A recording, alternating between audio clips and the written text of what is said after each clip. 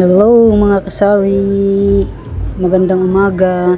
Ayan, mag-aayos nga pala ako ng mga Nescafe stick kasi konti yung Nescafe stick natin sa ating lagayan, kaya ayusin natin at dadagdagan natin ang ating mga Nescafe stick para naman maganda tingnan sa ating mga tumor, di ba? Pagtingin nila na marami tayong tinda, maraming ano natin, matutuwa sila, di ba? Kaysa naman yung pag nagtanong sila na mayroon tayong ganyan, ganito, ganyan, tapos sasabihin natin ay wala, o di nga lipat sila sa kabilang tindahan. Ganun lang talaga yun, di ba? Pag naubusan ka, lipat sa kabilang tindahan. Pero ako naman, nagsasabi naman na ako pag wala ako na, sige, doon muna sa kabilang tindahan kasi naubusan ako eh. Tapos yung kabilang tindahan naman, nagsasabi naman na, doon sa kabila naman kasi wala na rin ako. Ganun lang kami dito, dalawa magkatabi, di ba? Dapat ganun lang talaga, no? Share na lang tayo sa mga tumor natin. Oh, ayan, nakita nyo, di ba? Oh, yan na lang yung natira sa ating Nescafe stick. Ilang piraso na lang yan, di ba? Ayan, iurong natin lang yung mga luma para alam natin kung yung luma at bago ang ating ibibigay sa ating customer. Para yung luma, yung una rin mauubos sa atin. Hindi yung bago ang unang maubos kasi may expired lang. 15. Thank you. May piso ka pa. Ito, ilalagay na natin dito kasi ilan na lang to. 1, 2, 3, 4, 5. Tapos hindi na siya as in na mahaba. Ito yung mga luma. Ilalagay natin dito para ito yung unang makuha. Tapos ito, greatest. Kung saan yung video na punta ito. Natakpan yung greatest na ito. Tapos may granule pa sa baba. Ayan, yung coffee meat natin, may bago naman tayong coffee meat. Dito natin ilagay yung mga luma para ito yung unang makuha. Ayan. Tapos yung bago doon sa gilid, dito pa meron pa pala. I-stapler ko na lang ito mamaya. Dito ilalagay na natin yung ating Nescafe stick. Alam nyo, kwento ko lang sa inyo yung kukumama ko. Alam mo ba kung ilang piraso to? Parang nasa 20 piraso itong kukumama ko. Ang natira is 1, 2, 3, 4, 5. Pero yung itong goodnam, ito. Wala pang bawas. Kumama ko 5 na lang. Diba ang dami sa 20, 15 na pala nabinta natin, no? Wow, kaya thank you. More binta pa sa atin mga kasawi. Ayan, ilalagay natin dito. Ayun na nga, nailagay na natin yung coffee mate. Tsaka yan, puno na, diba? Puno na, tingnan. Ayan na. Ito yung luma dito. Ito yung luma, tsaka ito yung luma. Ito yung bago. Ito mga na stick. Hindi yan.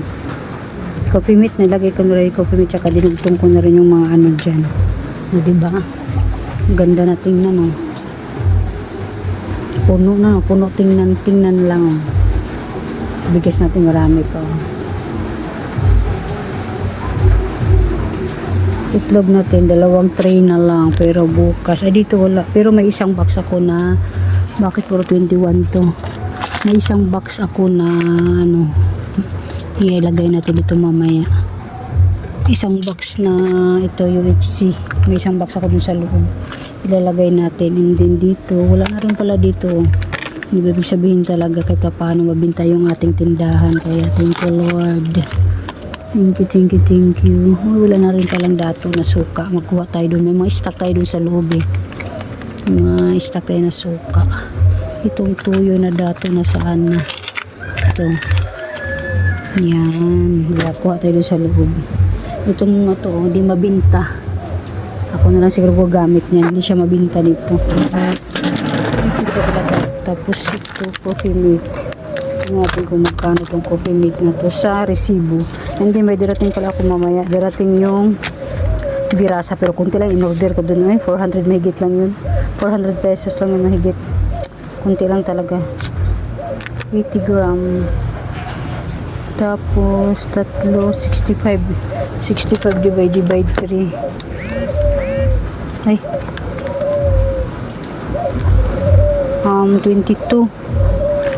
22 pesos lang para ito. Alam ko na sa ano to, 26. Binta na siguro natin na 26 pesos. No, mga kasari, pwede na yan. Diba? Yan. Yun lang yung mga kasariwitin lang natin kay Bira sa maya-maya nandito na yun. Basta 400 plus lang yun kasi marami pa akong stock dito. Ayun lang. Thank you, thank you, thank you. Ayan, gabi na ako nag-video nito. Pero kanina pa kami dumating mga 2 o'clock at ayun. Napunta kami doon sa palengke. Dumaan naman muna kami ng palengke bago kami nag Pure Gold kasi nagpagas ako sa Petron. Kasi yung Petron magkatabi lang yung palengke, tan sa palengke. Kaya ito, namili kami ng frozen. Ano lahat to eh. Nasa 3,000. Ayan. 3,251 lahat na nabayaran ko sa frozen. Nandun na sa ref yung mga frozen natin. Itong TG na hotdog na to, nagbintahan ko dito ay ano ba ito malaki? Malaki, maliit. Ang bintahan ko, ang malaki ay 13 and then yung maliit ay 8. Tapos yung busing ay 11. Dalawang busing to, isang cheese tsaka isang walang cheese. And then yung footlong 18. Tapos sisig ay 80 pesos. Tapos itong shumay na malaki ay 310. Tapos shumay na dalawa din to. Hindi naman ito pinibinta ko na. Ganun rin ito, 310 to. Tapos wakham ay binta ko na dito ay 65 na 50 ng dagdag ko nito. Tapos ang tusino ko ay 72 pesos, 12 pesos ang tubo ko. Yung butido ay isahan ang bintahan ko, hindi per pack. 15 pesos ang isang piraso. Tapos ito, ano ba to? Yung ulam burger. 65 din ang bintahan ko. Ulam burger yung nasa lagayan, yung shaman. Tapos dito tayo. Ito yung holiday hotdog na tatlo na yung per pack yan. Ang bintahan ko dyan ay 65 din, 45. Ang laki pa na natin. Okay na yun. Tapos yung star nuggets ay 45 pesos ang per pack. Tapos itong ito skinless to na Castillo ito. Itong may 12 na to nakalagay. Skinless na Castillo yan. Ang bintahan ko dyan 42 pesos.